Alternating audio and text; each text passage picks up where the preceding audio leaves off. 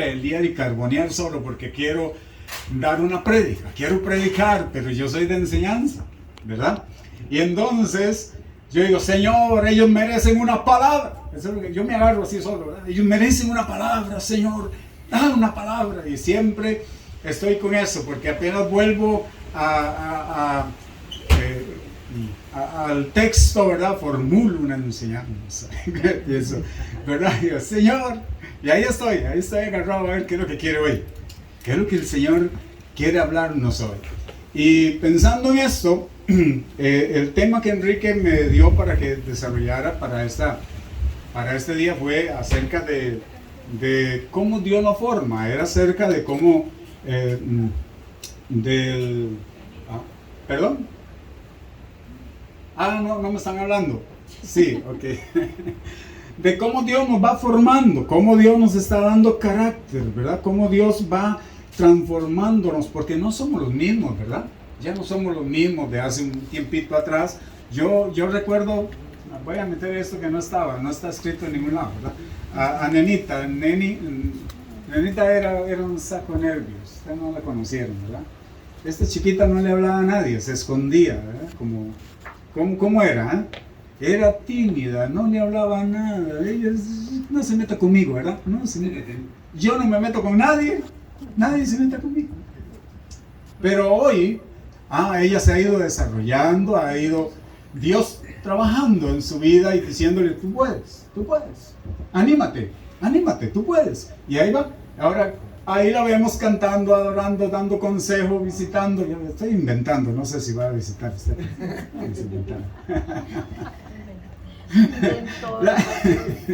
La idea es de que yo la veo que ya ella se desenvuelve, ya yo le digo pastora cuando la veo, ¿verdad? Pastora, qué lindo, ¿verdad? Ver cómo se desarrollan en el Señor, y este crecimiento lo va dando Dios. Amén. Porque no somos nosotros, ni nuestras habilidades, ni talento, dijo mi hermano, talento, sino que es Dios el que va haciendo que nosotros vayamos de aumento en aumento como la aurora. Es el Señor. Amén. Y yo decía, bueno, ¿qué ejemplos hay en la Biblia? Porque en la Biblia siempre encontramos el fundamento para todo lo que nosotros hacemos. Y en esto entonces yo decía, bueno, Dios trabajó 13 años con Pablo, 13 años con José.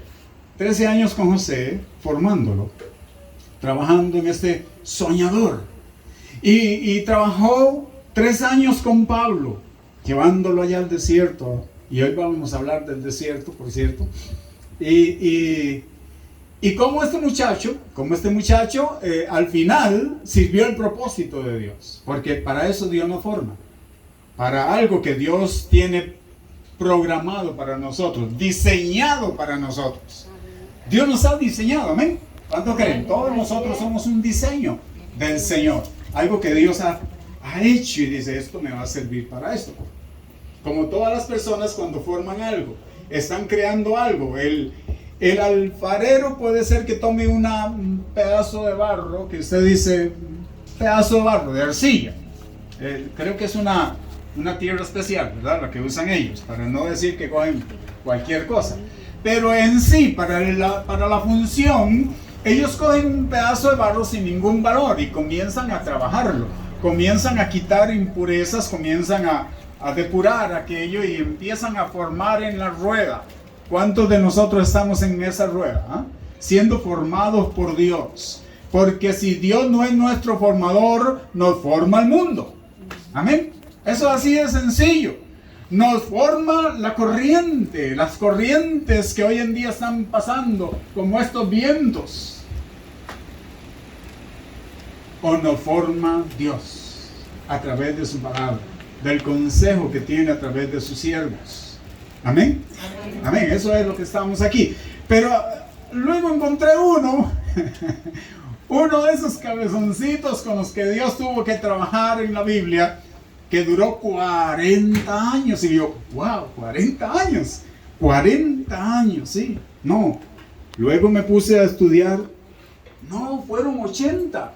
40 en el palacio y 40 en el desierto. Wow. Dios usó 40 80 años de la, 80 años de la vida de Moisés para poder llevarlo a su asignación. Y yo, bueno, entonces todavía Dios tiene tiempo conmigo. Amén. Yo me dije, bueno, todavía Dios tiene tiempo conmigo. Dios todavía nos puede formar. Mi papá ya tiene 85 años. Sí, está en 86. ¿Usted cree que Dios todavía tiene algo que hacer con usted? Sí, parece que más va a llegar a 250. Está bueno. Átate. 250. Bien. Y entonces yo decía, wow, Dios 80 años formando a este cabezoncito, ¿ah? Dios santo, 40 años en un palacio con todas las de ley, con todos los placeres, con todos los gustos que se podía dar en el palacio, todo a su disposición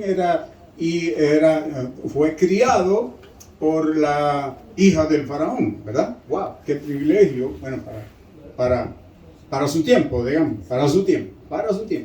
Él debe estar ahí todo realizado para luego terminar en el desierto. Todos conocemos la historia, ¿verdad? No creo que tengamos que repetir todo esto, pero termina en el desierto este hombre, y este hombre tiene ahí que aprender en el desierto muchas cosas que Dios los lleva. Así es como lo encontramos en el capítulo 3 del libro del Éxodo. Así lo encontramos. Y el primer verso del capítulo 3 del libro del Éxodo dice: apacentando Moisés las ovejas de su suegro Jetro. ¿Cómo se dice? Jetro. Bueno, Jetro. Una J, Jetro. O Jetro. El suegro. Bendito suegro. El suegrito. Gracias, papá. Pero aquí me tenían té. Gracias. Sí, ¿quién decía que mi papá me iba a servir, yo?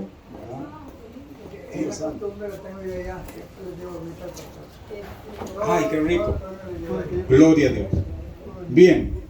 Lo primero que encontramos es a un hombre que está siendo formado por Dios, porque Dios tiene una gran asignación para él, como tiene una gran asignación para cada uno de nosotros. Y este hombre lo encontramos, primero que todo, llevando las ovejas de su suegro Jetro. Siempre Jetro, bueno, es su suegro, bendito suegro este. No voy a complicar con el nombre, ¿verdad? Pero lo encontramos llevando. Siempre nosotros en nuestra vida tendremos a alguien que llevar. Todos nosotros, queramos o no, hijos, abuelos, padres, nietos, sobrinos, compañeros de trabajo. Siempre tendremos a alguien que llevar a nuestro lado. Una de las cosas curiosas que tenía Jetro, el suegro, Jetro, con J, Jetro, es que llevaba las ovejas de su suegro. Quiere decir que no le pertenecían, no eran de él. Siempre nosotros llevamos en nuestra vida gente que está a nuestro lado, sean líderes o no sean líderes. Siempre habrá alguien con quien lidiar, que tenemos que llevar, pero no nos pertenecen, no son nuestros, pero tenemos que cargar con ellos, ¿verdad? ¿Qué es la idea de que dice que los estaba apacentando? Apacentar conlleva la idea de cuidar, alimentar, dar seguridad, ¿verdad? Y eso es lo que a veces hacemos, eso es lo que hacemos con nuestros hijos. Todos los que tienen aquí hijos saben que ese es el formato. Es de cuidar, darles consejos, es decirles qué es lo que está bien, qué es lo que está mal, por dónde deben de caminar, qué decisiones deben de ir tomando hasta que ellos aprendan. ¿Verdad? Quitarle garrapatas. Dios santo. ¿Ves? Todo esto. Todos nosotros representamos a alguien que no nos pertenecen. El libro de Ezequiel En el capítulo 18, verso 4 dice: todas las almas son mías, dice el Señor. ¿De quién son? Las personas que Dios confía a nuestro alrededor son de Dios. Yo he visto pastores enojados porque alguien tiene que salir de la iglesia, como si la gente le perteneciera. Debemos de entender que son del Señor. Ahora le hablo como si ustedes fueran líderes y tuvieran multitudes. Y en algún momento alguien va a llegar a decirle: pastor, yo necesito salir, yo necesito ir a algún lado, o necesita salir porque tiene su razón. Y usted puede ver que su peso es veraz, tiene que salir, no hay otra. Tal vez lo cambiaron de trabajo, salió hacia otro lugar, o circunstancias que se dan. Y debemos de entender de que las almas son del Señor, no son nuestras. Las cuidamos, las apacentamos, las chineamos, les damos consejos, las abrazamos cuando hay que abrazarlas, pero son de Dios. Dios es el que sabe por dónde las lleva, porque las ovejas no eran de Moisés. Amén. Y las conducía, dice, bueno, hay un consejo que nos da Pedro en el capítulo 5 de Primera de Pedro 2 y 3, donde Pedro hace una serie de instrucciones de cómo se debe de llevar. Y dice: apacentando la grey del Señor, no por riquezas, no por esto, no por aquello. Apacentando la grey ¿de quién? De Dios. La grey del Señor, no la grey, este rebaño no es de Enrique, por más que quiera, ¿verdad? Es del Señor. Dios lo ha puesto aquí para que los chinee a ustedes, les dé palabra, los ame, ore por ustedes todos los días, sea a las 3 de la madrugada o a las 3 de la tarde. Amén. Eso no es un problema. La cosa es que se meta en la presencia de Dios y diga: Señor, mira este rebaño que tú has puesto, que es tuyo, que te pertenece, que me has puesto para que yo lo guíe por el desierto. Ay, esto tiene una gran enseñanza también. Qué bueno.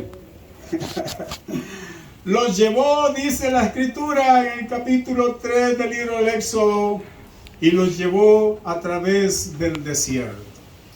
¿Qué es un desierto? ¿Qué es un desierto? Una temporada en donde pasamos solos. Eso nos lo dijo el pastor un día de estos, porque estuvo hablando de desierto. Esa era su enseñanza. Los grandes beneficios de pasar el desierto con el Señor, ¿verdad? Y entonces yo de ahí apunté unas, aunque tenía las notas, me aproveché para tomar ciertas frases que él dijo en esa predicación. Y en esa él dijo: el desierto es una temporada donde pasamos solos. Pasamos solos. Y eso es algo que nosotros hemos vivido. Todos hemos pasado por un desierto, pero los desiertos se pasan solos. ¿Está bien? Hay momentos en nuestra vida donde nuestro carácter tiene que ser formado por Dios y nos lleva, nos mete. Que el desierto, sea bueno o sea malo, hay gente que dice pasar por el desierto es bueno. Otros dicen pasar por un desierto es algo malo, es algo frustrante. No, eso no tiene nada que ver. Usted es puesto en el desierto y de ahí sale en victoria o sale en fracaso. Pero tenemos que pasar el desierto. ¿Cómo salgamos? Dependerá de nosotros, de nuestra actitud. Si queremos ser moldeados o no por el Señor, si queremos seguir siendo jupones, como Corea y su sequito. Pero el desierto no es algo porque podríamos tomar. Yo puedo hacer toda una enseñanza de los grandes beneficios de pasar por el desierto. El desierto es la mejor temporada. Así lo dice la Biblia también. En el desierto, dice Dios, fue cuando tuve la mejor comunión con mi pueblo. Ahí era donde Dios los chineaba. Les ponía una nube en la noche para que ellos no tuvieran frío. Los llevaba en el día con una nube para que no se quemaran. Oye, ahí no ocupaban ninguna de esas cosas, no ocupaban repelente ni protector solar, nada de eso. Ni sombrilla ni nada. Esta cosa creo que se fue la luz. Se fue la luz, ok, seguimos así entonces. Si vuelve a usar. Pero los desiertos son necesarios en nuestra vida. Definitivamente ellos nos forman.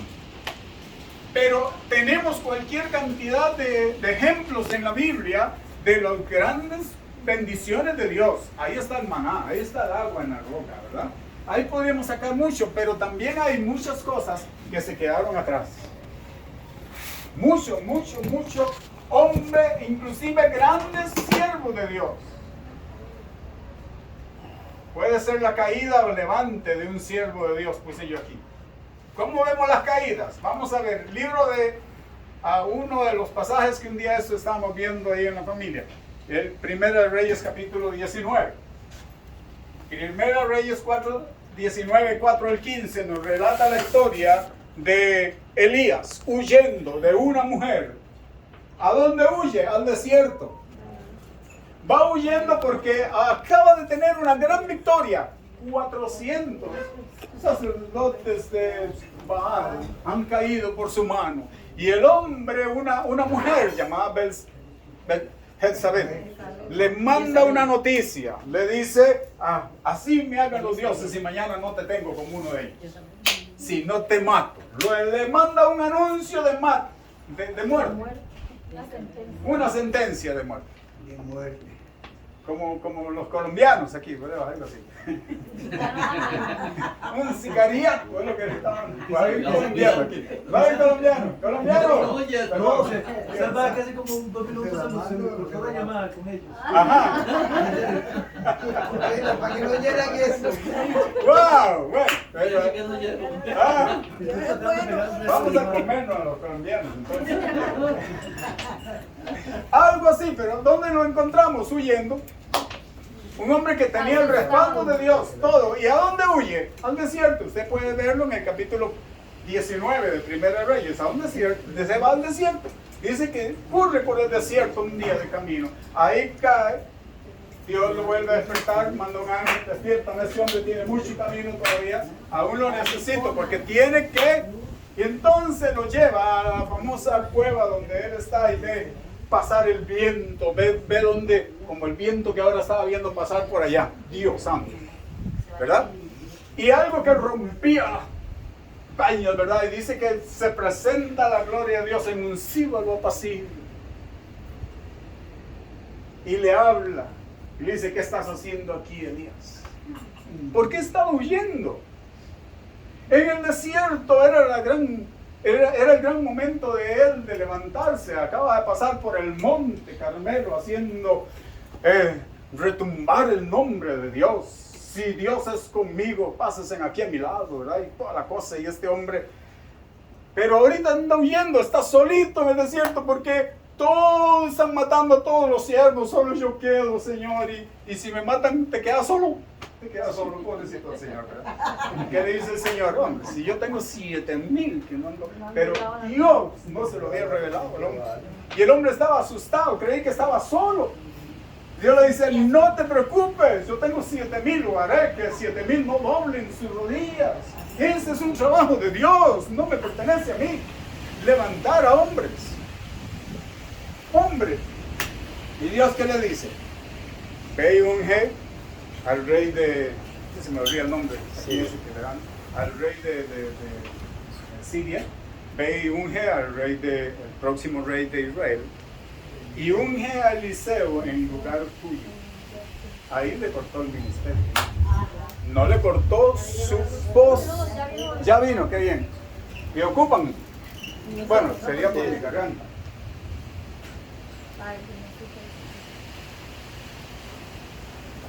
Ay, ese té está buenísimo. Bien, gloria a Dios. Y ahí Dios le quita el ministerio, no le quita su posición como hijo. ¿Está bien? No le quita su posición como hijo. Nuestra posición como hijo se mantiene. Si usted solamente por el pecado se pierde. Amén. Por el pecado se pierde. Pero su posición como hijo siempre está. Cuando este hombre llega, tiene que ungir a un rey, tiene que ungir al otro y tiene que ir a buscar a Eliseo para cumplir con la palabra que Dios le había dado. Y Dios le corta su ministerio y se lo traspasa a Eliseo. Y Eliseo, bueno, pues, toma la posición y sigue para adelante. Pero ¿dónde pasa esto? Es una caída del desierto. También tenemos en el Éxodo. El Éxodo nos prueba cómo el pueblo sale de Egipto y es llevado por Dios al desierto. ¿Para qué iban al desierto? Para servirle al Señor. Deja ir a mi pueblo. Fue la proclama de Moisés ante el faraón. Deja ir a mi pueblo. Y el faraón le decía, ¿y qué van a hacer ustedes en el desierto? Voy a ir 3 días de camino para adorar, para servirle al Señor. Esa era la cometida. Por eso ellos van al desierto. Pero por causa de la montón de rebeldía que había en el corazón de ellos, toda una generación quedó en el desierto postrada. Así es que el desierto es bueno o es malo.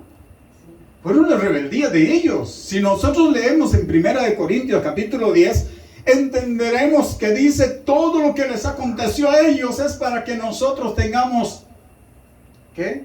Ejemplo de qué es lo que no debemos de hacer. Porque la Biblia de eso se encarga, de darnos a nosotros los pasos que debemos de hacer y los pasos que no debemos de hacer. Por eso presenta ejemplos de villanos y de héroes. Personas que tienen un testimonio que dice, imita a este. Como decía Pablo, imítame a mí como yo imito a Cristo. Pero también hay villanos. ¿Qué es la idea del villano en la Biblia? De que usted no tome la actitud de este. Como un Naamán tratando de matar toda una generación o una raza, ¿verdad? Bien, entonces, en el Éxodo podemos ver nosotros cómo Dios castiga por la dureza del corazón. Números 14:33. Y vuestros hijos, dice, vuestros hijos andarán pastoreando en el desierto 40 años y ellos llevarán vuestras rebeldías hasta que vuestros cuerpos sean consumidos en el desierto.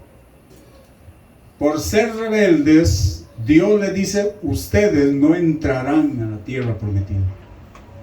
Quedarán postrados o consumidos en el desierto. Ahora hay otros, vamos a ver otro más para ver. Los de 20 años también murieron. Sí. José en Génesis capítulo 37 versículo 22 relata el pasaje que José era un muchacho soñador, era un muchacho que le gustaba mucho contarle a sus hermanos los sueños que tenían, y tiene un sueño donde veía, ¿verdad?, las espigas y toda la cosa que él veía, y cómo era, estaba con unos sueños de grandeza, y ellos hasta lo tenían entonces en envidia, ellos no lo querían, la Biblia dice que lo despreciaban. Y cuando un día, en el capítulo, ¿qué les dije? 37. En Génesis 37, 22, dice que su padre le dice, ve cómo están sus hermanos, y él sale a buscarlos y los busca donde deberían de estar y no están, y busca a alguien por el camino que le dice, no, mira, ellos están allá por otro pueblo, de aquí, ¿cuál es el pueblo más cercano?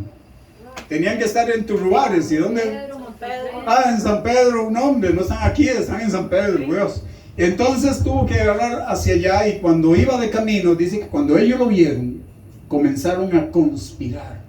¿Cómo hacían para eliminar a ese carajillo? A ese soñador. Entonces dice que ¿a dónde llegó? Al desierto. Si usted lee el pasaje, verá que dice, y llegando en el desierto los encontró. Y había una cisterna. Y ahí ellos lo echaron. Lo querían matar, pero Rubén intercedió, el hermano mayor intercedió para que no lo mataran. Y entonces dice que lo acomodaron en una cisterna, pero la cisterna estaba vacía, por Dios. Todo le estaba saliendo bien al muchachillo, ¿verdad? Bueno, quedó en la cisterna y ahí lo dejaron, pero luego vieron, levantaron la mirada y vieron a unos medianitas que venían por el camino. Ya sé, hagamos plata, vendamos a este carajillo. Ya, le sacaron provecho por lo menos, ¿verdad? Lo vendieron. Eran buenos comerciantes. Aquí hay comerciantes. Vendan a los carajillos. Bueno, la cosa es de que venden al... Ah, ¿sí? Qué bárbaro, ¿sabes? Y lo vuelven un esclavo. Pero todo lo que pasó en la vida de José nació ahí.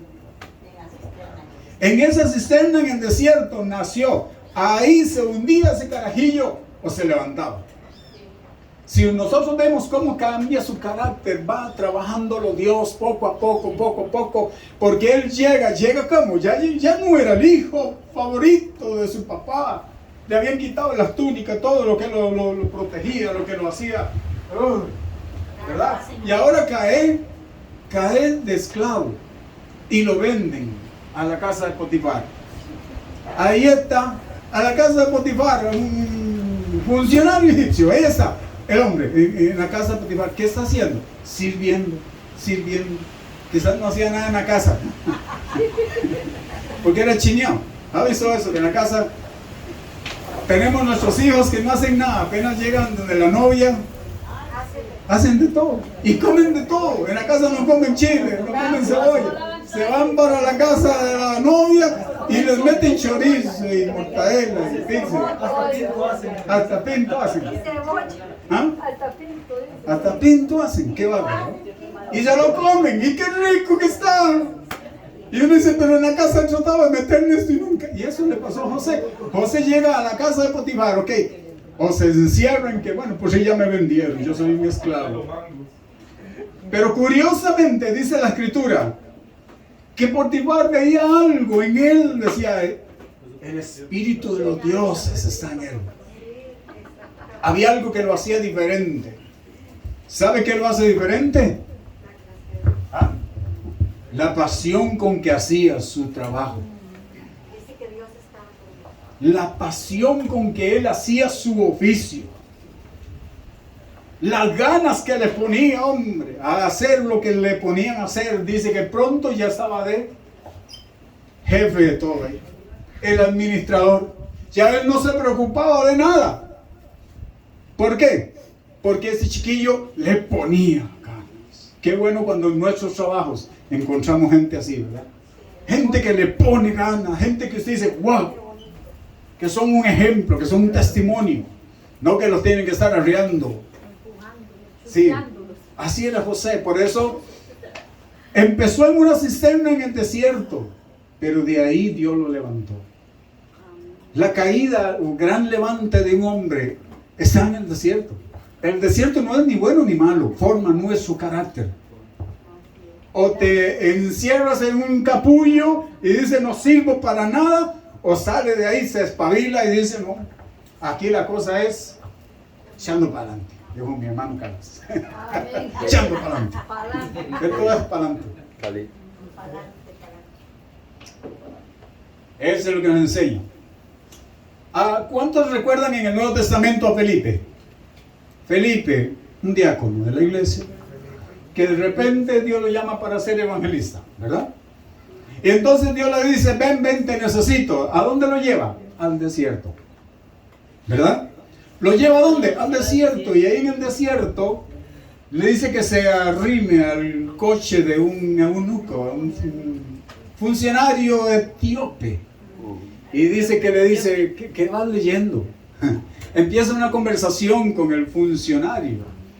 ¿Qué vas leyendo? El libro de Isaías, pero viera que ¿de quién está hablando esto? Como cordero fue llevado al matadero.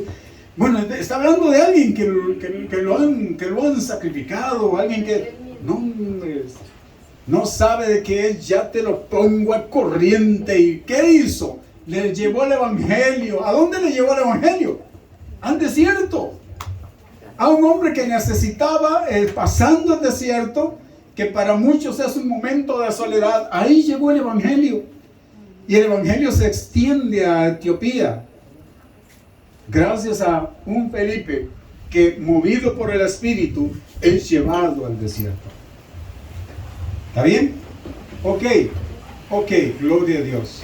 Ok, estábamos hablando de las grandes caídas y de repente ya me pasé a los grandes levantines, ¿verdad? Los grandes levantines. Y no había terminado todavía con las caídas, pero es que así es. A veces me lo brinco, gloria a Dios. Pero ¿qué es lo que tenemos que ver nosotros? Cómo Dios va formando al hombre, a la mujer, para que sirva. ¿Para que sirva dónde? En todo. Es que muchos piensan, Dios me está formando para servir aquí en el templo. Gloria a Dios. Si usted quiere servir en el templo, hágalo con amor, hágalo con pasión, hágalo para el Señor. Si no quiere servir, hágalo igual. No lo haga, nada más diga, no quiero servir. ¿Está bien? Pero sirvan algo. En la calle. Hágalo para el Señor. Porque es feo que lo vaya a hacer si no tiene las ganas ni la voluntad para hacerlo. Pero si Dios te pone una asignación, hay hijas que tienen que cuidar a sus padres hasta que mueran. Es una asignación. Es un honor poder ver a los padres, llevarlos hasta el día que partan con el Señor. Y esa es su asignación. Y cójala como un trabajo que usted hace para el Señor. Y vívalo y tenga la pasión de hacerlo. Si tiene que cuidar a un paciente, si tiene que cuidar a algún enfermito, digo yo. No sé si por aquí hay algún caso, pero si lo va a hacer, hágalo con amor. Para el Señor. Lo que usted haga allá afuera en la calle es servicio. Amén. Lo que usted haga en la calle, en la plaza, en el parque, en el mercado, donde usted se mueva, lo que usted hace es un servicio. Lo hace para Dios, hágalo con todo pasión. José sirvió en la casa de un extraño de Potifar y lo hizo como... Llegó a la cárcel y no dijo, ay, yo solamente soy un recluso, así es que aquí estoy tranquilo, aquí me moriré seco de leucemia o qué sé yo. No, ese hombre se levanta de ahí y empezó a ordenar la cárcel y comenzó a decir, bueno, aquí, ¿quiénes salen a comer primero? Ustedes salen primero. Y empezó a ordenar la cosa, ¿verdad? Y dice que pronto ya el carcelero ni se preocupaba, José era el que hacía todo. Si lo quiere hacer afuera, hágalo, pero hágalo para el Señor. ¿Está bien? Eso es. Hubieron grandes hombres de Dios que cayeron en el desierto. Aarón y Moisés, grandes figuras de la Biblia, no entraron a la tierra prometida. Quedaron postrados en el desierto. Bueno, no salieron del desierto. Dios los subió a uno al monte Nebo. Ahí lo desnudó y murió. Al otro le dice, sube al monte Pisga. No, Aarón murió en el monte Hor. Y en el monte Nebo, en la cumbre del Pisga, muere Moisés. Ve a la tierra, le dice, pero no entrarás en él. El desierto fue la gran caída para este hombre. No, el desierto no, ahí estaba en el desierto. Fue su rebeldía. ¿Para qué se pone a hacer lo que Dios no le dijo que hiciera? Dios le dijo, háblale a la peña, y el hombre comienza a garrotear la peña. ¿Verdad? Dios le dice, háblale a la peña, y la peña te dará aguas. Y el hombre llega con la vara, todo inspirado, ¿verdad? Y agarra con la vara a la peña. ¿Quieren agua? Pues tomen agua. Y empieza a darle a la peña. No le dio la gloria a Dios. Que no le dio la gloria a Dios. Claro que sí. Sí. Ahora, que Dios corte. Aarón y yo te haremos agua. Aarón y yo te daremos agua entonces, ¿verdad? No le dio la... Que Dios corte los ministerios no quiere decir que los corte como hijo de él. ¿Está bien? Porque ¿quién enterró a Moisés? Nadie ha tenido ese privilegio. Dios enterró a Moisés. Dice, nadie sabe dónde quedó su cuerpo, solo Dios. Qué privilegio, ¿ah? Qué lindo. Y usted sabe que no hicieron video, hermano. Ya eso es lo de menos. Son grandes líderes y nunca se les hizo un líder. Pero cuando tiene la transfiguración, ¿cuántos recuerdan la transfiguración? Cuando Cristo estaba en el monte, ¿quién apareció hablando con él? ¿Y quién? Ahí estaba Moisés. Así es que no es que Dios le corta el ministerio y le dice, no pasarás a la tierra. No por eso quiere decir que Dios le haya condenado, porque no le haya perdonado. ¿Está bien? Quiere decir que Dios trató con él, por él, si ya no me vas a servir más, porque sos demasiado rebelde. Hay gente que cuando Dios está formando el carácter, ay Dios, ¿cómo lo digo? Dígalo. Mete sus manos y tiene que trabajar tanto con él que se le explotan sus manos. Todos hemos leído el libro de Jeremías, ¿verdad? Y dice, ¿quién dice? Dice que la pieza se echó a perder en sus manos, en las manos del alfarero. Pero dice que él la volvió a tomar y empezó a hacer algo nuevo. Dice, ¿quién dice que yo no puedo hacer eso con ustedes? ¿Entienden? Dios trabaja para que nosotros tengamos un carácter propio como hijos, una identidad como hijos. El carácter es el que nos ayuda para tomar nuestras decisiones, pero se debe basar en valores, en principios que tienen que estar bien fundamentados en la roca. Porque si usted tiene problemas egoístas, ¿cómo le va a servir al Señor? Con un ego. Nadie le puede servir a Dios con ego. Por eso es que Pablo dice que Él está muerto. Ese Gálatas 2:20 es como, siempre hablo de Gálatas 2:20, quiero o no quiero. Porque ahí es donde Él dice, yo no valgo nada, el que vale es Él. Él es el que vale. Y eso es lo que nos da el verdadero carácter en el Señor. Entender quiénes somos en Él. Yo no sé cuánto tiempo tengo. ¿Cuánto tiempo tengo? Hasta las 12. Hasta las 12. Ok. Voy a ir más rápido entonces. Ok, dice, oye, vamos a ir así, como rapidito en esto. Y llegó hasta el Horeb, monte de Dios. ¿A dónde es que tenemos que llevar la gente? A la presencia de Dios. Que es llevar las ovejas por el desierto. Pero tenía un destino. Él estaba empeñado en llevar a esas ovejas al monte Horeb, al monte de Dios. ¿Qué era el monte de Dios? Su presencia. Llevarlo hasta su destino. ¿Qué es nuestro destino? Cada una de las personas que Dios pone a nuestro lado es llevarlas a la presencia de Dios. Hay algo futurista también en esto, encerrado. Es de que cuando mueran, tener la certeza de que se van con el Señor. Parten con Él. Hay algo futurista en eso. No voy a durar más porque no tengo mucho tiempo. Y estoy en el punto 1 de 10. 1 de 10. Ok. 4. Y dice que el verso sigue diciendo que Moisés sigue caminando en el monte y ve una zarza ardiendo. Y se sorprende. ¿Qué es esta gran visión? Es lo que dice el texto. ¿Qué es esta gran visión que estoy viendo?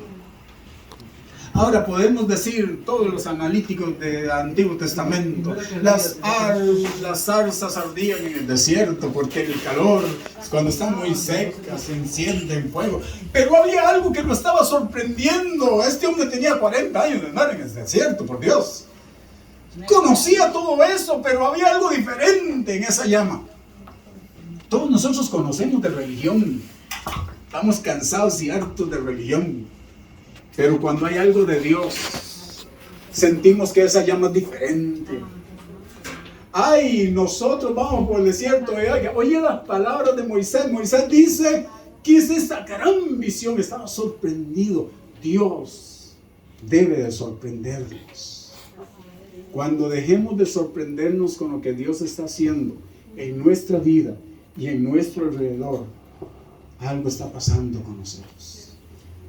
Necesita que volvamos otra vez a la intimidad, a buscar esa intimidad con Dios, porque Dios de continuo quiere sorprendernos. En lo mínimo que Dios haga, nos sorprende, porque Él es Dios y nosotros somos. ¿Está bien? Algo debe estar haciendo Dios, y eso poquito que Dios hace debe de sorprendernos. No es solamente un culto a la semana, no es solamente venir al templo, no es solamente cantarle a Él. Es que Dios nos sorprenda con lo que hace. Dios, ¿cómo salió eso? ¿Cómo pasó eso? ¿Cómo es que se abrieron esas puertas? Alguien dijo que eso era imposible y yo ahora lo estoy disfrutando. ¿Entienden? Es que Dios nos sorprenda a cada momento. No puedo seguir mucho porque no tengo tiempo, pero dice que Dios entonces inmediatamente le dice: quita el calzado de tus pies. Y ahora va a tener usted que tener un gran problema con esta prédica o esta enseñanza, porque ya no sé si está enseñando o está en prédica, ¿verdad? Ay, Dios, ¿en qué forma dio mi carácter con todo esto? ¿En qué forma dio mi carácter con todo esto? Es la pregunta que ahora tiene que ser: ¿cómo calzar todo esto? Y dice que Dios le dice, cuando Él quiere acercarse, Dios le dice: detente, quita el calzado de tus pies, porque el lugar que pisas ahora es santo. Solamente se repite esto otra vez en el libro de Josué. Pero ahí está Dios diciendo: detente. Está hablando de quitarse el calzado de sus pies, que era un símbolo de humillación, de un símbolo de conquista. Cada vez que un reino conquistaba y llevaba prisioneros, les quitaba los zapatos para que tuvieran que caminar por el desierto y que caminaran descalzos, para que sepan lo que es bueno, ¿verdad? Y entonces Dios le dice: quita el calzado de tus pies, porque el lugar que tú pisas es santo.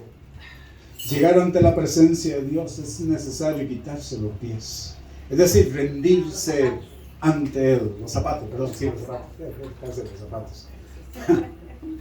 Quita el calzado, humíllate ante Él. La palabra que mejor encierra humillación, estar postrado, rendirse completamente, es saber adorar. Adoración es el mejor término para entender que es ser humilde, humillado delante del Señor, o es aprender a estar debajo de Él, bajo sus alas, que sea Él el que me lleve, que es Él, no soy yo, es Él. Dijo Juan el Bautista: es necesario que Él crezca y que yo mengue. No hay lugar para la carne en el reino de Dios. Es necesario que Él crezca. Está creciendo. Es necesario que Él crezca y que yo mengue. La adoración es el mejor término para quítate el calzado de tus pies.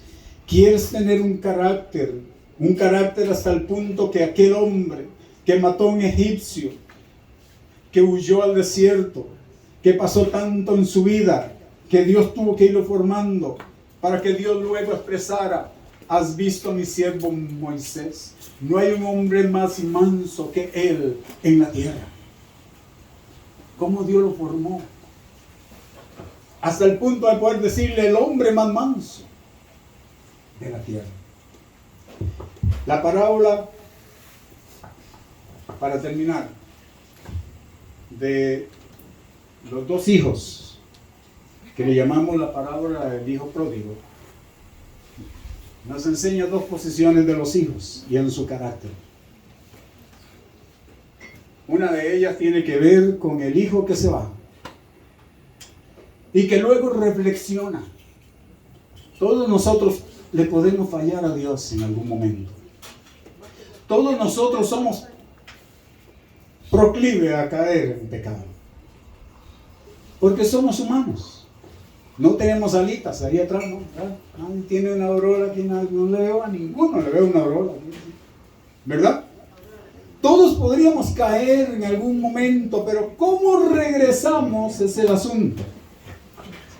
Este muchacho dice, oye, reflexionando y pensando, en la casa de mi padre hay mucho que comer. Hay mucho en la casa de mi padre. Voy a volver y le diré. Él era el hijo. Pero le dice, seré como uno de tus jornaleros. Hay muchos hijos de Dios hoy en la casa que se creen jornaleros solamente, que trabajan como hasta nada más. Mediodía y me voy para la casa y ya lo demás es mío. No entiende que son hijos y como hijos herederos, coherederos con Cristo. Su posición está dañada. Hay otros que nunca se han ido de la casa. Pueden saltar, brincar todos los días, pero no disfrutan ser hijos. El hijo mayor tenía un problema. La escritura dice, y les repartió los bienes, así es que le repartió a los dos. Pero el hijo mayor se dio por... nunca tomó nada. Y dice, padre, su gran reclamo fue, padre, yo siempre he estado aquí a su lado, te he servido fielmente, nunca pero no me has dado ni un cabrito para disfrutar con mis amigos. ¿Qué buena respuesta del padre? Hijo, todo lo mío es tuyo. Puedes ver a Dios hablando hoy a tu vida diciendo, no puedes entender que todo lo mío te pertenece. ¿Qué te puede negar Dios? ¿Qué le niega Dios a un hijo? El Padre Nuestro. Yo recuerdo todavía no, ¿cómo se llama? Dante, cuando da la enseñanza del Padre Nuestro. Antes de cualquier deuda, tú eres hijo y tienes derecho a la mesa. ¿Recuerdan? Uno de los grandes mensajes de Dante. Padre nuestro que estás en los cielos, santificado sea tu nombre. El pan nuestro. Antes de que le perdone las deudas, antes de que un montón de cosas y que lo proteja y que lo guarde, está el pan nuestro, porque tenemos derecho al pan. Somos sus hijos. Aprendamos a disfrutar, estar en su presencia y gozarnos. Debemos de gozarnos. Habían dos hijos. Uno que quería ser solamente un jornalero. Y así hoy tenemos en la iglesia un montón de jornaleros. Trabajan para el Señor, para un bocado, nada más, para eso trabajan. Con eso están satisfechos. Pero no tienen su identidad de hijos. Y eso lo da el carácter. ¿Está bien? No puedo seguir porque ya se me hicieron las 12 y me van a echar, el pastor no me va a volver a invitar, digo.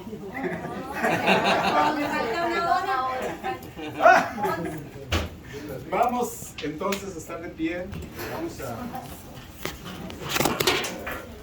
robarle un poquito más de tiempo al pastor, esperemos que no se enoje, pero habrá alguien aquí que no ha entendido su identidad como hijo y que quiere pasar aquí adelante para hablar con el Señor. Habrá alguien que quiera hoy decirle, Señor, aquí estoy, yo soy como ese barro en tus manos y tú eres el que debes de formarme, Señor. O se quedan ahí en sus sillas si quieren, pero si alguno quiere pasar puede hacerlo libremente, solamente que los pastores os dan por usted. Pero si no, ahí en su silla donde está